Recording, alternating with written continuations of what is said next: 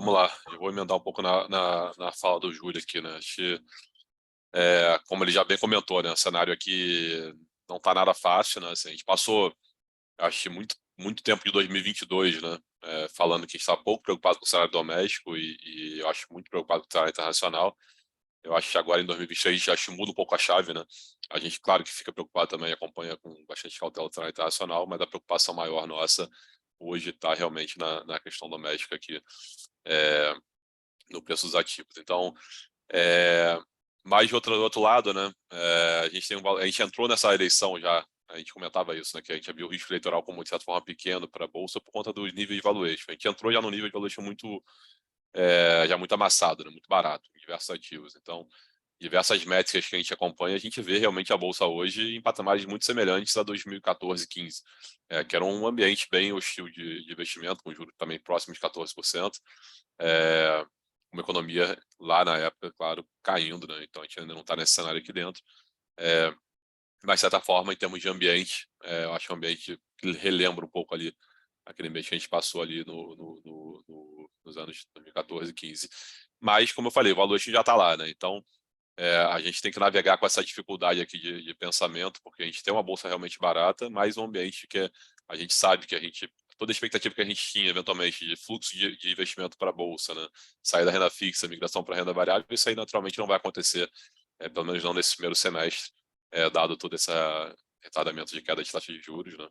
Então, naturalmente, falta um pouco do fluxo comprador ali para a renda variável. Mas, como eu falei, o valor é barato. Então, assim, nessa hora você fica um pouco dividido ali de como pensar. Por conta disso, acho que as coisas, de certa forma, estão equilibradas, né? O ambiente não é tão bom, porém o valuation é atrativo. Então, no nosso ponto de vista aqui, acho que tem sim uma gordura já razoável, precificando uma deterioração do preço dos ativos, tá? Então, a gente acaba ficando um pouco mais construtivo com o valuation por conta de preço mesmo, não por conta de cenário. Mas, naturalmente, eu acho que em 2023, né, falando um pouco de 22, fazendo uma analogia com 23, eu acho que em termos de renda variável a gente vai ter um ambiente, de certa forma, parecido do ponto de vista de valuation, né? O que deu certo em 2022? Eu acho que vai ser uma tendência mais ou menos parecida com 2023, tá? Assim, em 2022, as ações que subiram bastante em bolsa, né? As ações que outperformaram foram empresas ali que estão gerando caixa, pagando dividendo, estão gerando fluxo de caixa corrente, que não dependem ali de você olhar 5 anos à frente para justificar o valuation corrente, né? Então, a gente viu ao longo de 2022 toda essa migração a gente chama do growth para value, né? Saindo de empresas de alto crescimento para empresas de valor, que tem um fluxo de caixa corrente. E eu acho que com todo esse ambiente que a gente está falando um pouco mais complicado, mas a gente não sabe muito bem qual vai ser o cenário para daqui a 2, 3 anos, eu acho que, mais uma vez, a gente tem que focar ali em empresas que realmente estão gerando caixa no curto prazo, onde a incerteza, né? Você não depende de projetar 3, 4 anos à frente para poder chegar no valor corrente, né? Então, eu acho que nesse aspecto de empresas, de stock picking, talvez 2023 vai se assemelhar muito com 2022. Então, a gente segue ali focado em olhar esse tipo de empresas que estão realmente já tem uma previsibilidade melhor de resultado no curto prazo, tá? Então, um pouco da minha visão um pouco mais top-down ali para stock picking. Bom, em termos de 22, né, a gente teve um ano positivo aqui nos fundos de renda variável, né? Então, a gente teve ali tanto o nosso fundo de dividendos, tanto o long bias subindo em torno de 15%, o Investor FIA subindo em torno de 11%, uma bolsa subindo em torno de 4%. Então, todos os fundos geraram um alfa bem interessante ali sobre o benchmark. Aí, falando um pouquinho mais especificamente de dezembro, né, falando um pouco do mês passado, a gente teve ali, pós-eleição, né, desde novembro, né, uma deterioração ali dos ativos, né, inclusive, principalmente da parte mais doméstica de mercado, tá? Falando especificamente de dezembro, aí falando um pouco do nosso portfólio, dos nossos fundos, né?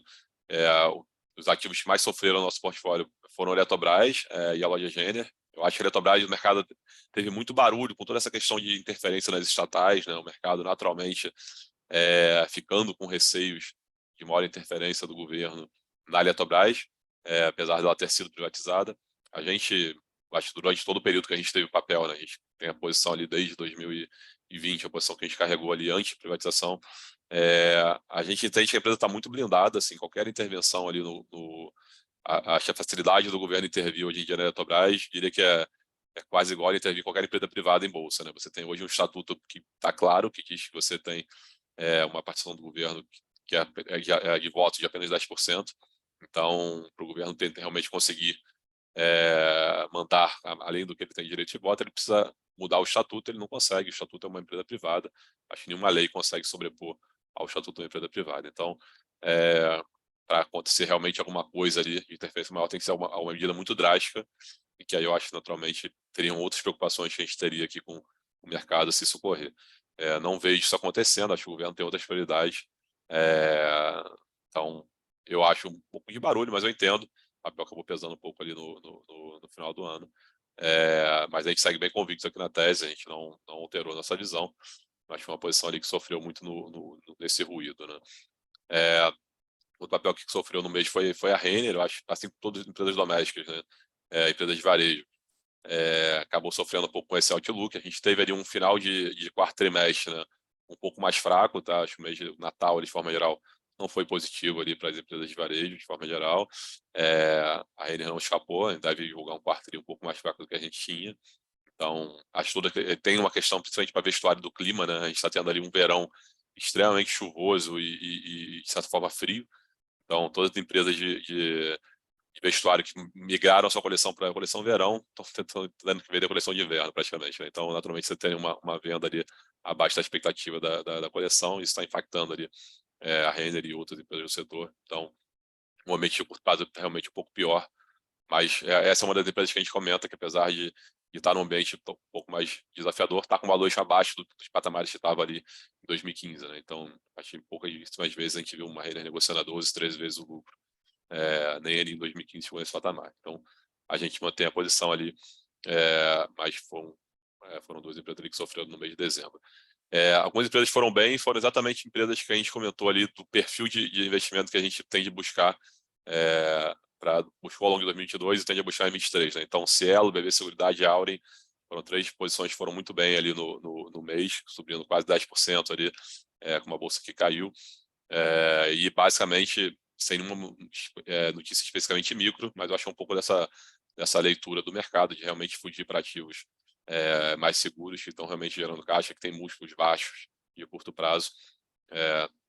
Então, foi um pouco dessa explicação para a performance do mês de dezembro, que a gente acabou conseguindo outperformar a bolsa ali no mês. Tá?